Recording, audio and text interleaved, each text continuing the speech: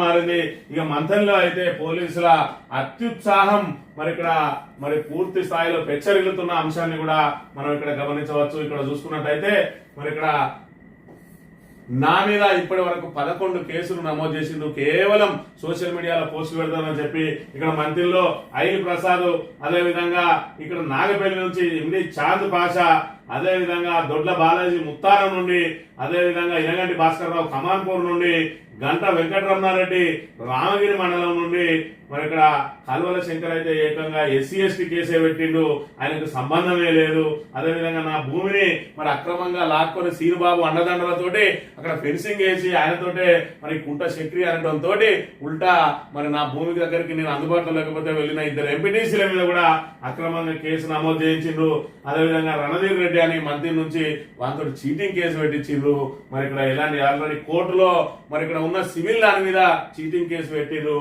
అదే విధంగా మరి ఇక్కడ ఆఖరికి పోలీసు వాళ్ళు కూడా రామగిరి ASI మరి ఇక్కడ స్వామి ఆయన ద్వారా కూడా అక్రమంగా గుమిగుడి మరి ఇక్కడ ఒక మాజీ జిల్లా పరిషత్ చైర్మన్, అదేవిధంగా మాజీ ఎమ్మెల్యే మరి ఇక్కడ కాంగ్రెస్ వైఫల్యాలను ఎండగట్టడానికి అంబేద్కర్ సాక్షిగా అంబేద్కర్ ముందు నిలబడి మరి ఇక్కడ ప్రెస్ను ఉద్దేశించి మాట్లాడితే అక్రమంగా గుమిగూడి మరి ఇక్కడ నేరం చేసే ఉద్దేశంతో గుమిగూడిందట. పోలీసుల ఇక్కడ దౌర్భాగ్యం ఏ విధంగా ఉన్నది, వాళ్ళ మరి ఇక్కడ అధికార దుర్వినియోగం ఏ విధంగా ఉన్నదో ఈ కేసులను బట్టి మనం అర్థం చేసుకోవచ్చు. అదేవిధంగా ఎలువాక రాజా అంటే ఆయనే మరి ఇక్కడ ఎవరో అధికారిని మరి ఇక్కడ వాళ్ళ విధులకు ఆటంకం కలిగించిందని ప్రైవేట్ వ్యక్తి కంప్లైంట్ ఇస్తే ఇక్కడ కేసు నమోదు చేసిండ్రు. అక్కడ ఉన్న సర్వేయర్ ఏదైతే పొలానికి వచ్చిన సర్వేయర్ ఎవరైతే ఉన్నారో ఆమె విధులకు ఆటంకం కలిగించారు. ఆమె ఏమో అసలు నాకు సంబంధమే లేదు, మాతోటి మాటే మాట్లాడలేదు, మా పని మేము చేసుకుని వెళ్ళొచ్చినామని ఆమె చెప్తుంది. అయినా పోలీసులు అత్యుత్సాహంతో ఈ రకంగా కేసులు నమోదు చేస్తా ఉన్నారు. అదే విధంగా మంత్రికి సంబంధించిన మరి ఇక్కడ బండారి శ్రీకాంత్ అని, అదేవిధంగా కొండ రవీందర్ అని వాళ్ళ మీద కేసు, అదేవిధంగా కమాన్పూర్ కు సంబంధించి మరి అక్కడ అనిల్ అని ఉంటాడు, బొమ్మగాన్ అనిల్, ఆయన మీద కేసు. మరి ఈ రకంగా అక్రమ కేసులు నమోదు చేస్తా ఉన్నారు. ఇక దానికి ఒక అడుగు ముందుకేసి ఇక్కడ 70 ఏళ్ల ముసలాయన మీద 70 ఏళ్ల ముసలాయన మీద కూడా కేసులు నమోదు చేసిన పరిస్థితిని మనం ఇక్కడ చూడాలి. ఇక్కడ చూసుకున్నట్టయితే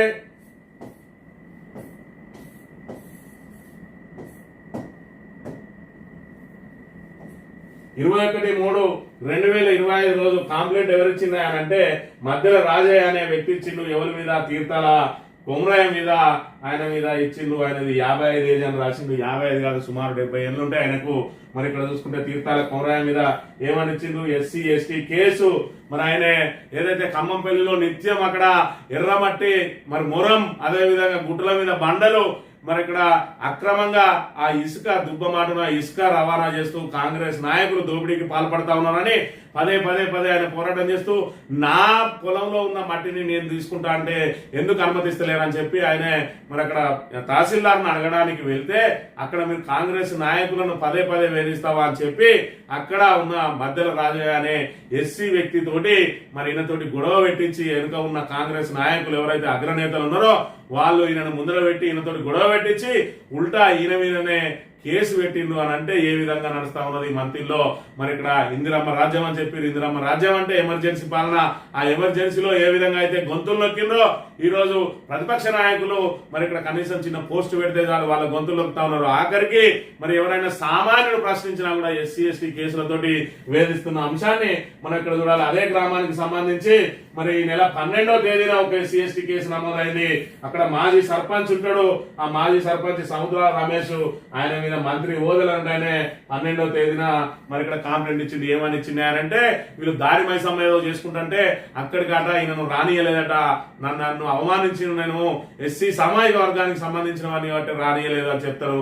దీనికి ప్రధానంగా వెనుకున్న కారణం ఏంటంటే సర్పంచ్లకు బిల్లులు ఇస్తలేరని ఒకటి, అదేవిధంగా మంత్రులు అధికారులు మరి ఇక్కడ అధికార పార్టీ నేతల కనుసన్నలలో పనిచేస్తా ఉన్నారని నిత్యం వాట్సాప్లలో వారి ఏదైతే ప్రజా వ్యతిరేక విధానాలను ప్రశ్నిస్తే ఆయన ఆయన గొంతు నొక్కడానికి ఇక్కడ ఎస్సీ ఎస్టీ పెట్టిన మాజీ సర్పంచ్ మీద, అదే విధంగా మరి ఇక్కడ 70 ఏళ్ల ముసలాయన మీద కూడా ఎస్సీ ఎస్టీ కేసు పెట్టి వేధించడం. ఇదైతే రాజకీయాలకు సంబంధం లేదు, ఏ పార్టీ కార్యకర్త కాదు, అయినా సామాన్యుడు కూడా మమ్మల్ని ప్రశ్నించే అవకాశం లేదని చెప్పి ఎస్సీ ఎస్టీ కేసు పెట్టిండు. మరి ఇక్కడ మా ఏసీబీ గారికి ఎస్సీ ఎస్టీ కేసులు పెట్టడం అంటే ఎంత సంభ్రమం. మరి ఇక్కడ మరి ఖమ్మంపల్లికి సంబంధించిన 2 వ్యక్తుల మీద మరి ఇక్కడ 10 రోజుల వ్యవధిలో 2 ఎస్సీ ఎస్టీ కేసులు నమోదు చేసింది. 2 కూడా అక్రమ కేసులే. ఈ రకంగా అక్రమ కేసులు నమోదు చేసుకుంటూ పోతే మరి ఇక్కడ కేటీఆర్ గారు చెప్పినట్టు రాబోయే రోజులలో మరి మీరు కూడా దీని పర్యవసానం అనుభవించక తప్పదు. ఈ రకంగా ఏకంగా 12 కేసులు 11 కేసులు ఈ రకంగా మరి నిత్యం కేసులు పెట్టుకుంటూనే పోతా ఉన్నారు. ఇక్కడ కల్వల శంకరరావు ఆయన కూడా నా మీద ఎస్సీ ఎస్టీ కేసు పెట్టిండు. ఈ ఎస్సీ ఎస్టీ కేసులకు బహిరంగ విచారణలు ఉన్నాయి. మరి ఇక్కడ ఇంకొక అడుగు ముందుకేసి మరి ఇక్కడ చూసుకున్నట్టయితే ఇక దీనిలో ఎవరైనా దీని మరి అక్కడ సాక్షులు ఎవరు అంటే మన అనుమ ప్రశాంత్ అట, అదే విధంగా వెల్మరెడ్డి శ్రీనివాసరెడ్డి. ఈ వెల్మరెడ్డి శ్రీనివాసరెడ్డి ఎవరు అని అంటే మరి ఇక్కడ మనం రిపోర్టరు.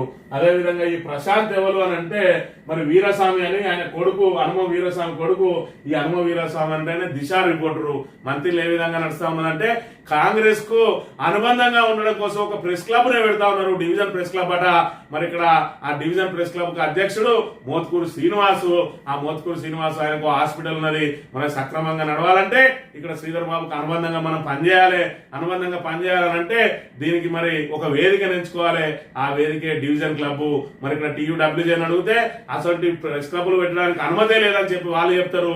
మరి ఇక్కడ చూసుకున్నట్టయితే వీళ్ళు డివిజన్ ప్రెస్ క్లబ్ పేరుతో ఒక కాంగ్రెస్ మరి అనుకూలను తయారు చేసుకొని ఇగో ఈ రకంగా ఒక ముఠాగా తయారైనరు.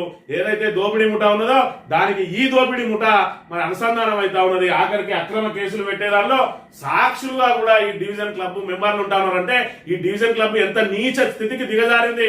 వాళ్ళు అక్కడ ఒకడు ట్రాక్టర్ నడుపుకోవడం కోసం, ఒకడు హాస్పిటల్ నడుపుకోవడం కోసం, ఒకడు ఆళ్లను వీళ్ళను బెదిరించి డబ్బులు వసూలు చేసుకోవడం కోసం, పైరవీల కోసం ఒక ముఠాగా ఏర్పడి ఒక దొంగల ముఠా అంతా కలిపి ఒక ప్రెస్ క్లబ్ లాగా ఏర్పాటు చేసుకున్నారు. మరి దీనికి TUWJ అనుమతి ఉన్నదా అంటే అనుమతి లేదు. కేవలం మేము కాంగ్రెస్ అనుబంధంగా ఉంటాం, మీరు ఏం పీక్కుంటారో అన్నట్టుగా మరి వ్యవహరిస్తూ ఈ రకంగా మరి దోపిడీకి రాజముద్ర వేసుకున్నట్టు డివిజన్ క్లబ్ అని చెప్పి పెట్టుకుంటా ఉన్నారు. దొంగల ముఠా అంతా కలిపి ఒక క్లబ్ లాగా ఏర్పడ్డ అంశాన్ని మనం ఇక్కడ చూడాలి. ఈ రకంగా ఒక విలేకరులు మరి ఉన్నట్టు నిజంగానే ఆయనను ఆల్రెడీ ఆయననే ఎవరైతే తీర్థాల కూర ఉన్నాడో ఆయననే వేధించిండు, దొరకబట్టి నన్ను నేను తహసీల్దార్ని కలవడానికి పోతే నన్నే తిట్టినాను ఆల్రెడీ ఆయన పోలీస్ స్టేషన్ లో కంప్లైంట్ ఇచ్చిండు. మరి అక్కడ ఏం జరిగిందో ఉన్నట్టు చెప్పిండ్రా అంటే అదే లేదు. కేవలం మరి ఇక్కడ అధికార పార్టీని పెట్టే తప్పుడు కేసులకు సాక్షులుగా కూడా మారుతా ఉన్నారు డివిజన్ ప్రెస్ క్లబ్ వాళ్ళంటే ఏ రకమైన మరి ఇక్కడ ఈ చీకటి పాలనలో, ఈ మంత్రిలో, ఎమర్జెన్సీ పాలనలో, మరి నియంత పాలనలో ఈ దొంగల ముఠా అంతా కలిసి ఏ విధంగా దౌర్జన్యాలు చేయబోతా ఉన్నది మరి ఇక్కడ అనే విషయాన్ని తెలంగాణ ఏదో మంత్రి ప్రజానీకం అంతా కూడా అర్థం చేసుకోవాలి. అర్థం చేసుకొని ఇలాంటి వాళ్ళకు కూడా మరి కంపల్సరీ బుద్ధి చెప్పాల్సిన అవసరం ఉన్నదని చెప్పి సందర్భంగా కోరుతా ఉన్నాం.